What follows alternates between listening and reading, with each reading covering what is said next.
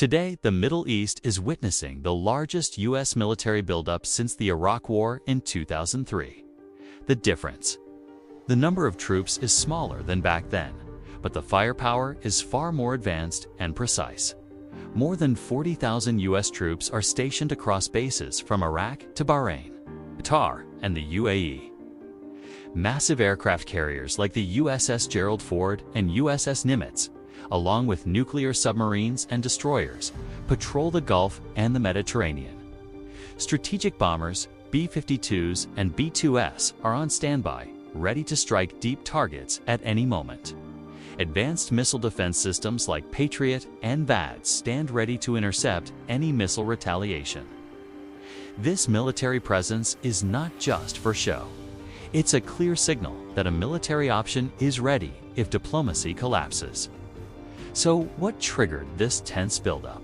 The main reason is that Israel carried out military strikes inside Iran, targeting high-ranking figures and sensitive nuclear sites. Iran responded directly by launching missiles and drones at Israeli territory, hitting sites inside Israel.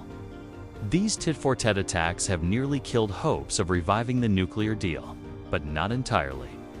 There are still secret backchannels and voices in Washington and Europe, saying a peaceful solution is possible if Iran halts high-level enrichment. But the reality: every day without an agreement pushes the region closer to a military strike. So what happens inside Iran if an attack occurs? Iran's most important nuclear facilities are Natanz in Isfahan province and Fordo near the city of Qom. These are not power reactors like Chernobyl. They are uranium enrichment plants, built deep underground and heavily fortified to survive attacks. To penetrate these fortifications, the US or Israel would likely use bunker buster bombs, special bombs designed to break through thick concrete and rock before detonating inside the facility. If these bunker busters hit the storage areas or waste inside, some radioactive material could leak. The heat and explosions inside could turn some of it into radioactive dust that rises into the air and spreads with the wind. The first places to feel the impact would be the areas closest to these sites: the city of Qom and surrounding villages near Fordo, the Isfahan region around Natanz, and possibly parts of the capital, Tehran. If the wind blows north or northeast, outside Iran, a small amount of radioactive particles could reach nearby countries. If the wind blows east or northeast, affecting Pakistan, Afghanistan, and Turkmenistan. Among these, Turkmenistan is a bit farther, so the effect would likely be weaker than in Pakistan or Afghanistan. As for the Gulf countries, like the UAE, Saudi Arabia, Qatar, and Bahrain, the chance of any radiation reaching them is extremely low. But in a worst-case scenario, with strong southern winds and an uncontrolled leak, trace amounts of particles might drift towards some coastal areas.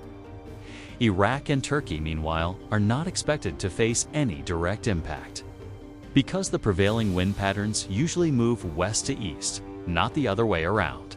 If a radiation leak does happen, emergency teams would respond by isolating the affected zone, evacuating people within a safe radius, sealing off roads, and spraying water or special chemicals to keep radioactive dust from spreading. Authorities would also monitor soil, food, and groundwater for a long time to ensure it stays safe. One key point: this scenario is very different from what happened at Chernobyl.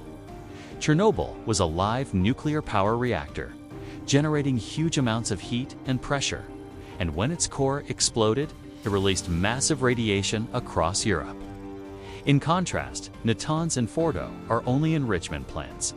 So while a leak would be dangerous locally, it would not trigger a giant nuclear meltdown or reactor explosion.